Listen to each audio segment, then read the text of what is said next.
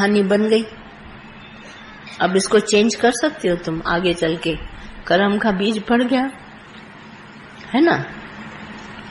तो राजा दशरथ राम को गद्दी पर बिठा रहे हैं सवेरे, रात का समय हो गया। अब राम कैसे गद्दी पर बैठे, क्योंकि उसको तड़प के मरना था राजा दशरथ को, और उसमें कोई न कोई तरीका बनना था। तो कैकेयी को वरदान मांगने थे। अब मरना मौत भी तो ऐसे नहीं आती है ना, कोई न कोई बहाना लेके।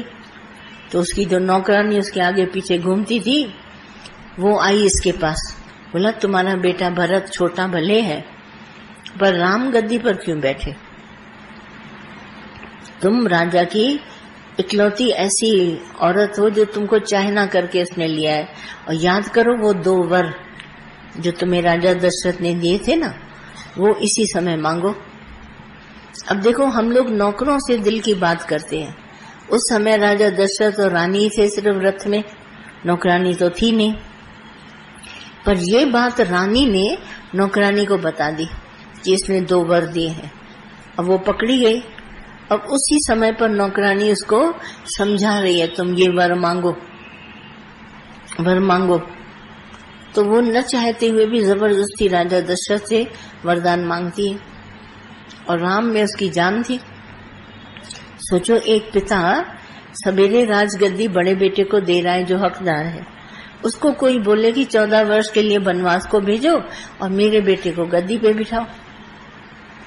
आज के युग में ये बात होती तो बाप मरता कि नहीं मरता? उसकी भी कहानी बनी हुई थी। राजा दशरथ को प्राण देने लगे। राजा दशरथ को अपना याद आया कि रघुकुल की रीत है कि प्राण जाएगा पर उसको दिया हुआ कैकेयी को वचन नहीं जाएगा। वचनबद्ध, वचन में राजा ने अपने आप को बांध लिया। अब वचनबद्ध क्या नहीं करता, कहानी बन गई। अब उसके हिसाब से इसको कर्म का फल मिला। राजा दशरथ को कैकेयी को विडो होना पड़ा, क्योंकि नौकरानी को उसने बताया सीक्रेट।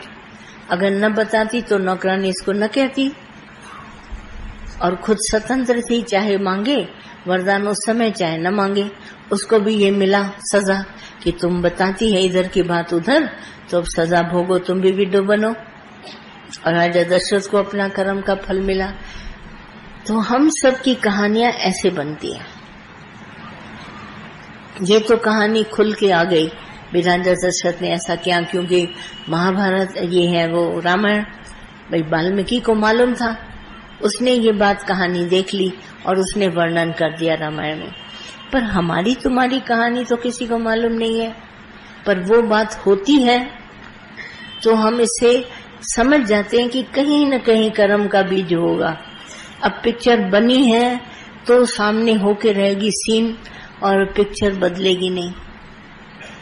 जैसे राजा दशरथ की नहीं बदली, कैकेयी की नहीं बदली, ऐसे ही द्रौपदी की नहीं बदली। कहा तो उसको शब्द बोला दुर्योधन को, तो उसको भी सजा मिली।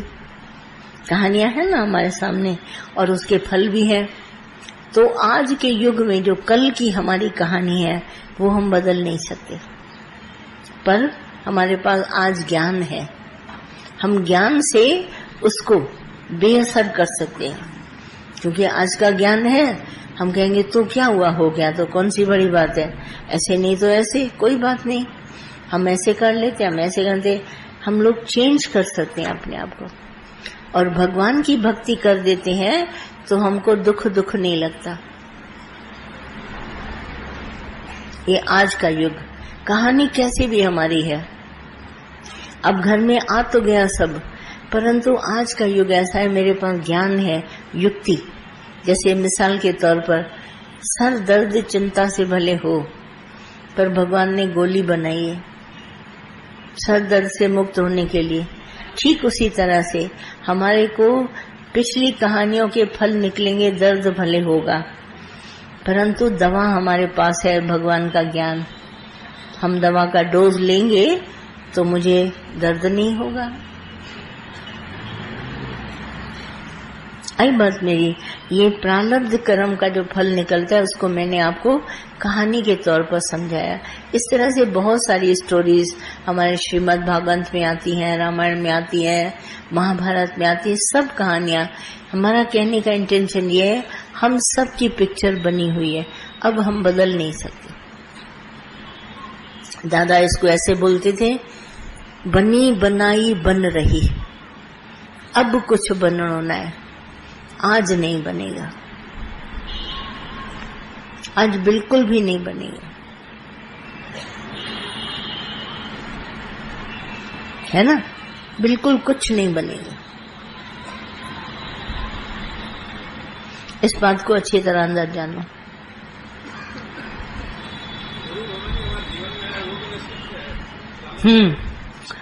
तुमने पुकारा था, भगवान मुझे आओ छुड़ाओ।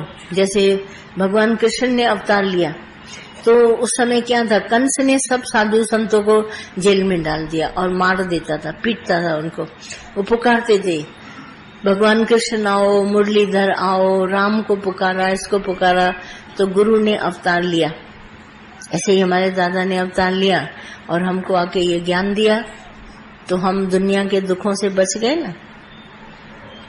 तुमने पुकारा, पुकार तुम्हारी जरूर होगी, बिना पुकार के कोई किसी को नहीं मिलता, पुकारा होगा। वो स्टोरी में कहीं न कहीं होगा, पर वो कहानियां जैसे है, हम लोग सबकी किताबी बाढ़ आई तो उसमें बह गई है, और ये बच गए, ग्रंथ थे तो बच गए, बाकी हम सबके स्टोरीज बनी थी नावल की तरह, वो सब बाढ़ में बह गई। नहीं, अब उसके लिए पश्चाताप ना करो, बह गई तो बह गई। अब जो गुरु आया है, ज्ञान दिया है, तो बस बात खत्म, बात को समझ जाओ। और कुछ क्लियर करो। जितने मन में तुम्हारे विचार आते हैं, एक बार नहीं 100 बार पूछो, मैं तुम्हारे को साफ क्लियर बताऊंगी। अब पूरी कहानी साफ सुथरी हो गई, अब आराम से जिंदगी गुजारो, क्लियर एकदम से। ये लो माइक लो। जी असांखे कर्मनि सां पंहिंजो घर परिवार मिलियो, माइक पे बोलो। हाँ, जी असांखे पंहिंजे कर्मनि सां ही पंहिंजो परिवार मिलियो, घर जा भाती।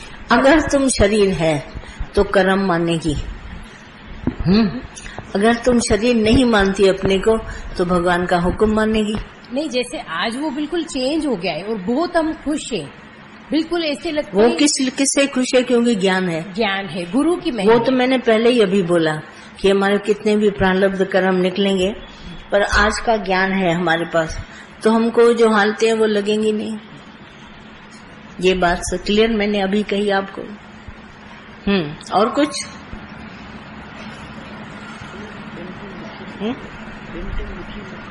छाए क्वेश्चन पूछना रूबरू आया, चले दे प्रश्न। तुम जब सामने बैठा है तो आराम से पूछ सकता है, लिखने की क्या तकलीफ करता है? जो सामने है तो पूछे। हाँ बोलो।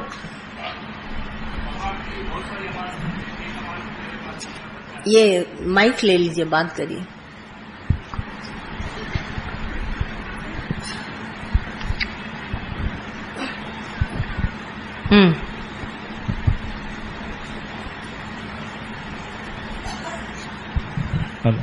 भगवान की बहुत सारी दी हुई अमानतों में से एक अमानत मेरे पास मेरा बच्चा है, और वो 9th स्टैंडर्ड में पढ़ता है। वो he is in 9th class, 9वीं क्लास में पढ़ता है, 9th स्टैंडर्ड। हाँ। तो उसको उसमें से हम खुश भी हैं और रंज भी हैं। खुश इसलिए है कि वो मेरा बच्चा है, या भगवान की अमानत है, या भगवान है खुद। वो जब ऐसा नजर आता है तो ऐसा लगता है, पर कभी कभी बहुत रंज होते हैं, बेचैन, क्योंकि वो देखो एक मिनट, रंज क्यों होते हो? जरूर कोई इच्छा रखते होगे उसमें। इच्छा एक्चुअली उनके ही फेवर पे ऐसा लगता है कि आज की तेज दुनिया में वो अपने टारगेट्स अचीव करे, वो आगे बढ़े और पढ़े लिखे और अच्छा। इच्छा ही है ना? yes. इच्छा ही है ना?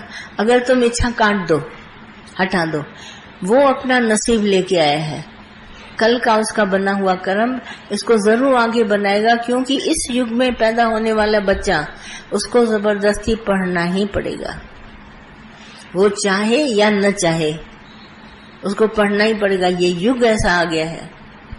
पहले वाले बच्चे थे पढ़े न पढ़े, माता पिता को भी इतनी समझ नहीं थी। आज का युग ऐसा है, उसको पढ़ना ही पड़ेगा। आप इच्छा निकाल दें, वो जरूर पढ़ेगा। आप जब इच्छा निकाल देंगे तो आप देखेंगे कि वो खुद ब खुद पढ़ेगा। आज टीचर्स, ये जितने भी बाल बच्चे आपस में जो पढ़ते हैं, एक दूसरे को देख कर सीखते हैं। टीचर भी उसके ऊपर हावी हो जाता है, नहीं तुमको पढ़ना है, फर्स्ट आना है। आज का बच्चा जरूर पढ़ेगा, नहीं पढ़ेगा तो उसको मालूम है कि मैं पैसा नहीं कमा सकूंगा, मैं बड़ा आदमी नहीं बन सकूंगा, जरूर पढ़ेगा। आप अंदर से इच्छा निकाल दीजिए। As a father, as a parent हमारा, as a father, as a parent role रोल कहाँ तक बनेगा? हमारा रोल कहाँ तक बनेगा? हम आपका रोल ये है कि आप उसको गंदी आदतों से बचा डालिए। जब वो करे कुछ भी ऐसा गलत काम तो आप उसको सावधान करिए, बेटा ये रास्ता इस तरफ जाएगा, गलत रास्ते पर। जैसे बच्चे ड्रग खाते हैं या गंदी संगत करते हैं, आप उनसे बचाइए, वो आपकी ड्यूटी है। बाकी विद्या हम सब बच्चों की गर्भ स्थान से लिखी गई है। जब हम पैदा हुए गर्भ में, तब हमारी विधाता ने विद्या लिख दी। बाहर आएंगे हम उसके हिसाब से विद्या लेंगे।